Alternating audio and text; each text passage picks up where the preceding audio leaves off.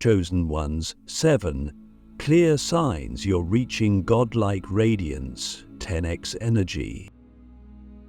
There's a moment in the life of a chosen one when the air begins to feel heavier, but not in a burdensome way, in a charged, almost electric way. It's as if the very molecules around you are starting to respond to your presence.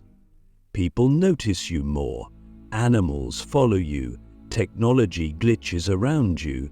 You feel like something is building inside, like your body is too small to hold the energy that's trying to break through. And you're right, because what's happening is not just change, it's radiance. Your soul is beginning to emit a frequency so high, so pure, that the physical world can barely keep up. You are reaching godlike radiance, and the signs cannot be ignored. The first sign is the most intimate, yet the most confusing. Your energy begins to multiply, but not in ways you expect. You wake up after 3 hours of sleep feeling like you've just returned from a cosmic mission. You're tired on the surface, but lit from within. Your body aches in strange places, but your spirit is on fire. You may feel like you're losing your mind because you no longer resonate with the rhythm of the world around you. You're speeding up while everything else feels slow. This is not burnout. This is the ignition of your multidimensional engine. Your DNA is waking up. Your cells are rearranging to hold more light. What you once needed to survive, caffeine, validation, even certain people, you now begin to outgrow. But here's the paradox. As your energy expands, your tolerance for noise shrinks. You crave solitude not because you're withdrawing, but because you're becoming too powerful to be diluted. Click subscribe to this channel to get more profound spiritual lesson. The second sign is hidden in plain sight. Your presence begins to affect others without effort. People confess things to you they've never told anyone. Strangers cry in your presence. Children stare at you like they remember you from somewhere beyond this life. You don't even have to speak. Your frequency speaks for you. This isn't charisma, it's resonance. Your field is beginning to vibrate at a godlike rate, and anything out of alignment with truth either transforms or flees. You become a mirror, a disruptor, a healer, just by existing. But with that power comes responsibility. Are you willing to live in a way that honors the weight of your light? The third sign is the collapse of artificial timelines. Suddenly things you've worked for years to build, relationships, careers, identities, begin to unravel. Not because you're failing, but because those timelines were built from survival, not sovereignty. The universe is making room for your real path, and it hurts. You feel like you're losing everything, but on a deeper level, you know you're shedding what was never truly yours. This is not destruction, it's divine reconfiguration. Your higher self is burning the bridges you were too afraid to walk away from. So ask yourself, what are you still holding on to that your soul has already let go of? The fourth sign is the terror of your own potential. You start to get glimpses, visions, dreams, downloads of what you're truly capable of. And it scares you, not because it's dark, but because it's too big. You question if you're ready. You wonder why you. You think, who am I to hold this much light? But the question is not who are you to, it's who are you not to. Godlike Radiance doesn't ask for your perfection. It asks for your surrender. You don't need to control it, you only need to allow it. And when you do, you'll see, you were never meant to be small. You were trained for this. The fifth sign is your relationship with time begins to dissolve. You lose track of days, hours stretch and compress. You experience déjà vu so often it feels normal. You begin to understand that time is not linear, it's layered. And you're not just living in one timeline anymore, you're navigating multiple realities, collapsing past wounds and anchoring future gifts in real time. Your intuition spikes. You make decisions that make no sense to your logical mind, yet they're always right. You begin to trust the unseen more than the seen. You become the bridge between dimensions. This is the rewiring of your internal compass, and once you start to live by soul time, the world becomes your mirror, not your master. The sixth sign is a magnetic pull toward the sacred and the ancient. You're drawn to rituals, temples, symbols, languages you've never studied. You begin to remember things you were never taught. You might start speaking light language. You feel at home in places you've never been. This is your soul memory activating. You're not just becoming radiant, you're remembering that you are divine, that you've always been, that you came here not to learn, but to embody. And the more you align with that truth, the faster the veil dissolves. Your radiance increases in proportion to your remembrance. And the seventh sign, the most undeniable of all, is this. You no longer seek God outside of you, you begin to feel God within you. Not as a belief, but as a presence, a current, a fire in your chest, a truth that cannot be explained, only lived. You realize that the divine is not a destination, it's your origin, it's your nature. And every time you choose love over fear, truth over performance, alignment over approval, you amplify that divine signal. You walk differently, you breathe differently, even your silence becomes a prayer.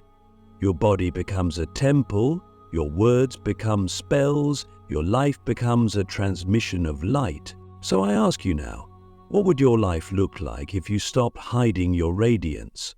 What if the too much you were told to tone down is exactly what the world needs?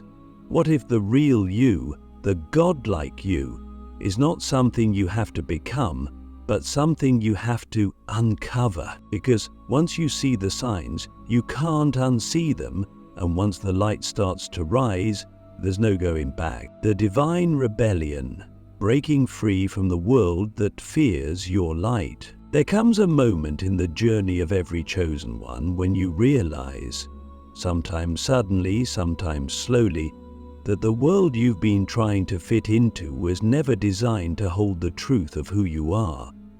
And it's not because you're broken or flawed. It's because you're powerful. Too powerful for a system built to keep souls asleep. Too radiant for a matrix that survives on your self-doubt. The moment you begin to reach godlike radiance, the world around you starts to react. People pull away. Systems reject you, circumstances collapse. But this is not a punishment.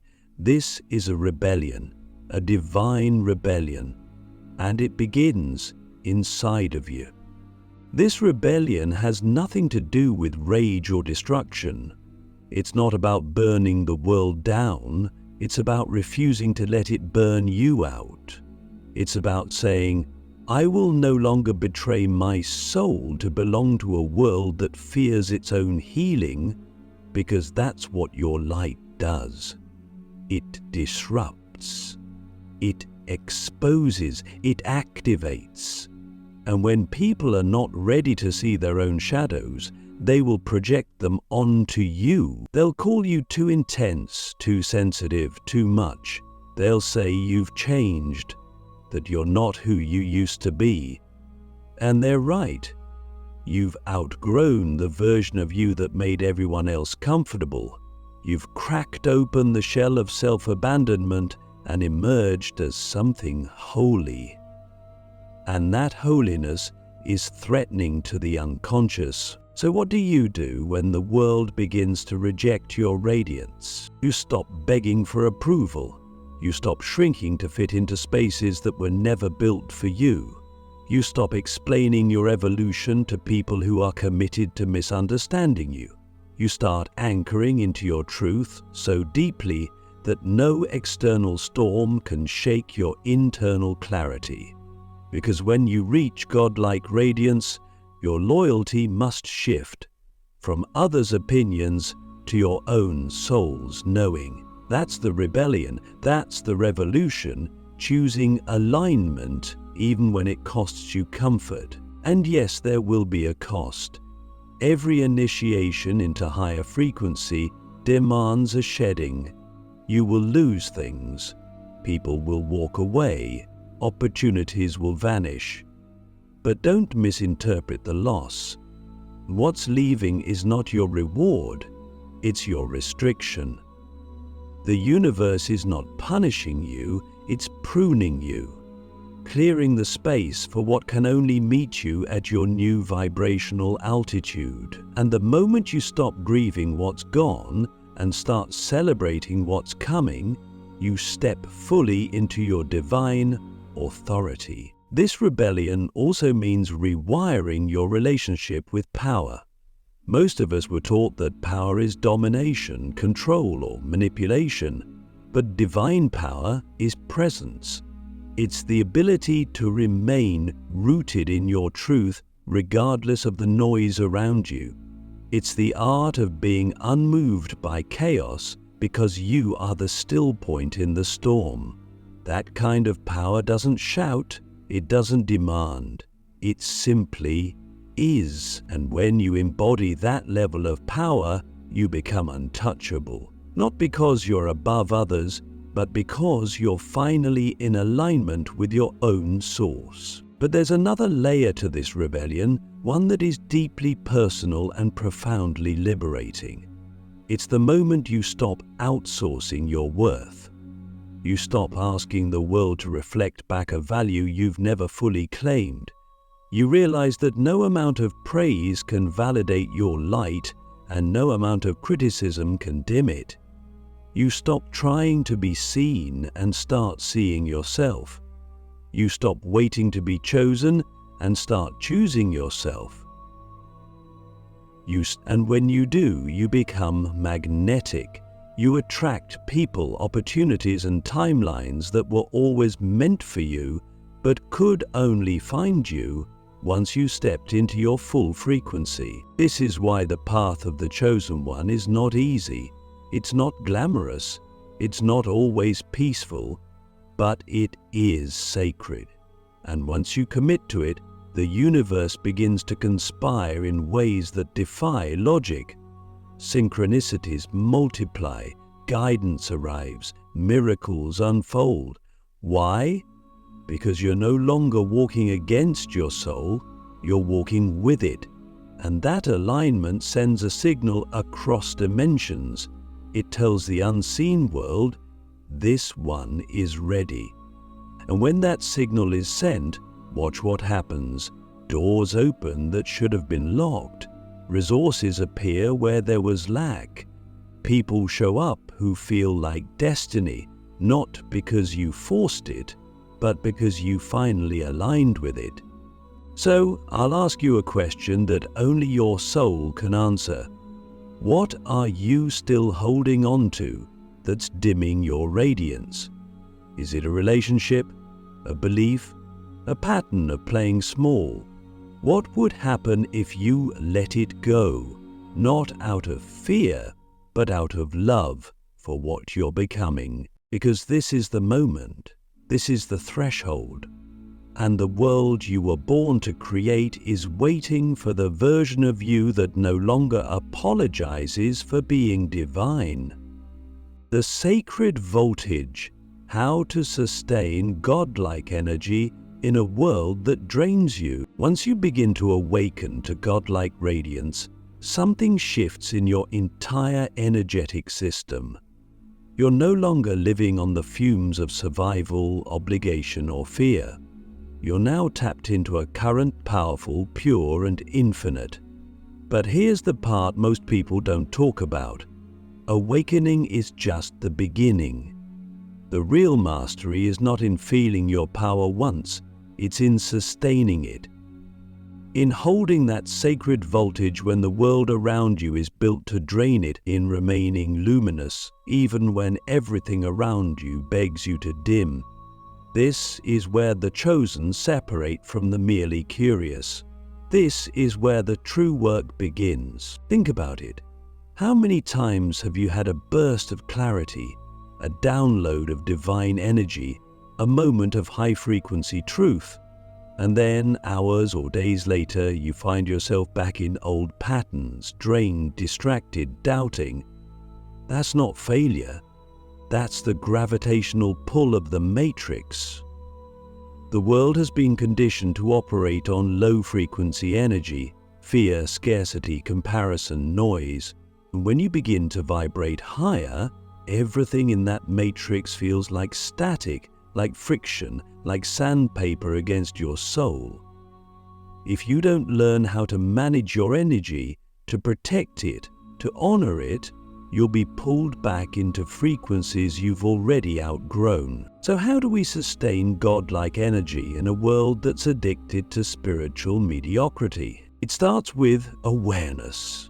You must become ruthlessly honest about what drains you, not just physically, but energetically.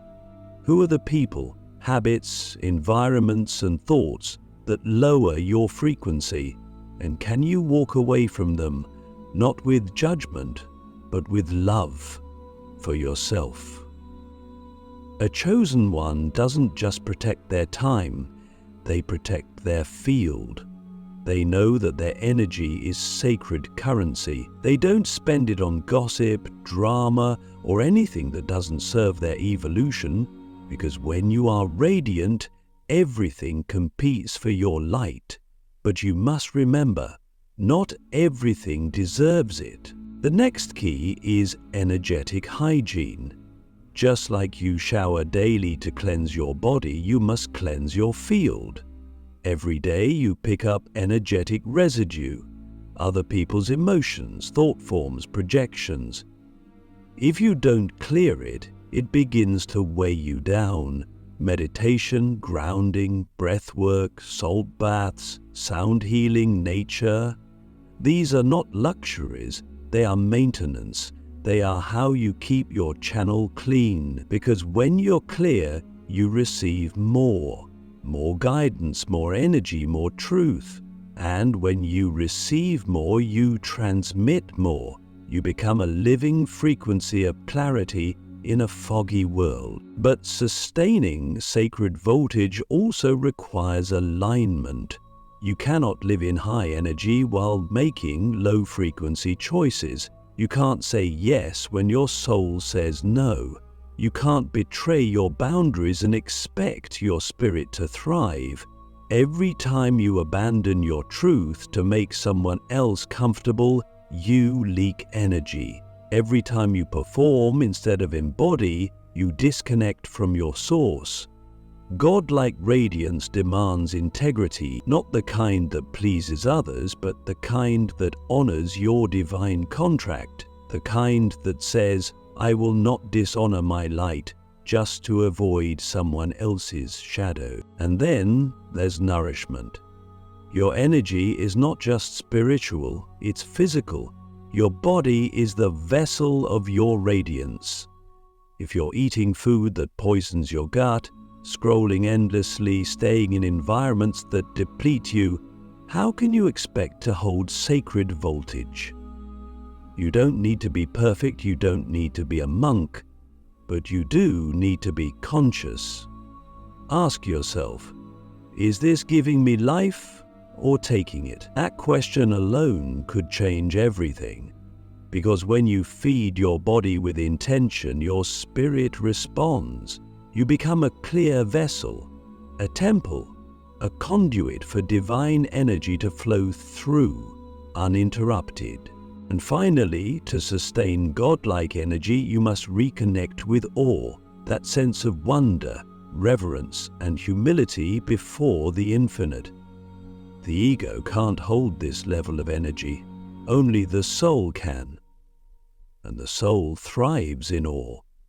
Look at the sky. Sit in silence. Stand by the ocean. Gaze at the stars. Remember how small you are and how infinite.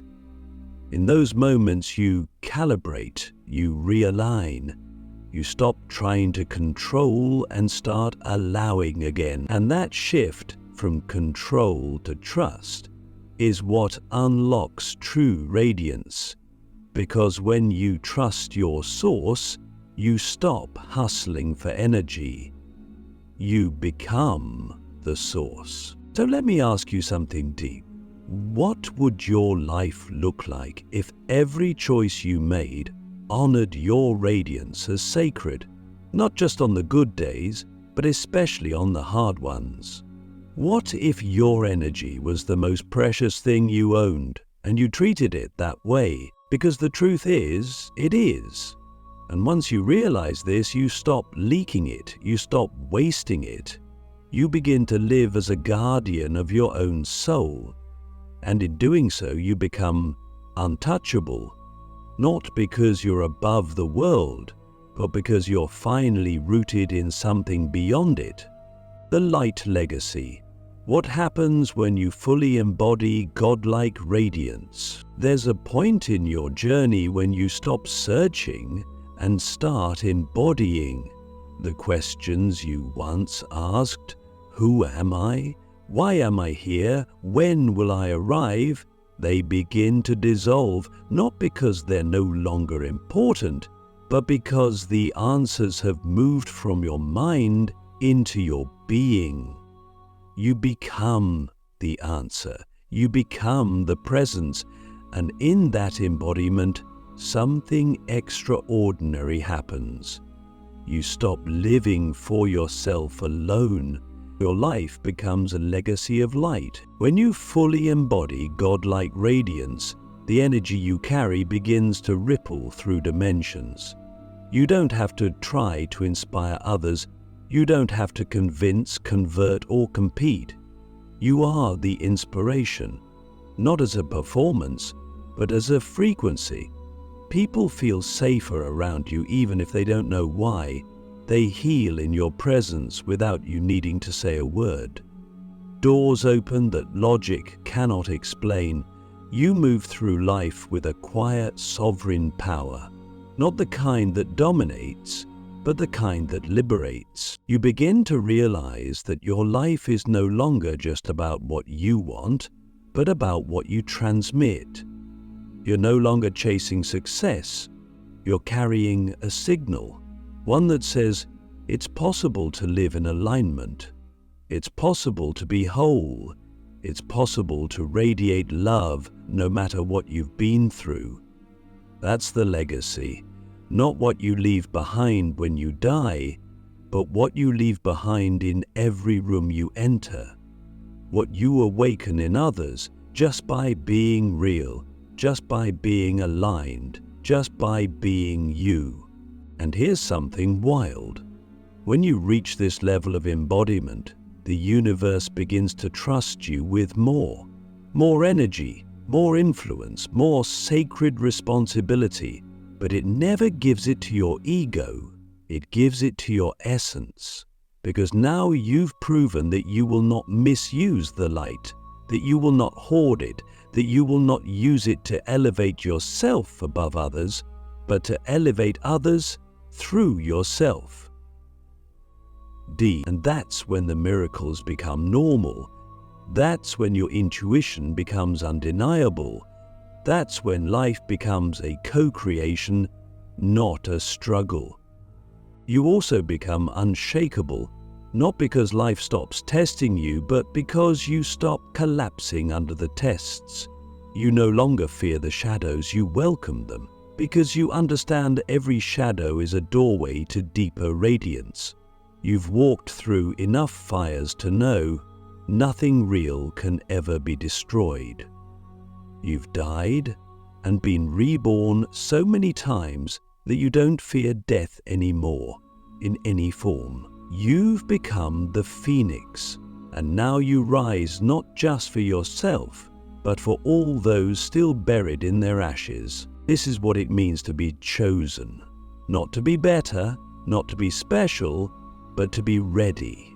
Ready to carry light with integrity, ready to walk the planet as a living frequency of truth, ready to leave a legacy not of ego, but of energy, to be a reference point for love in a world addicted to fear, to be a lighthouse that doesn't chase ships, but simply stands tall and shines, knowing those who are meant to find you always will. So here's the final question, one that only the radiance within you can answer.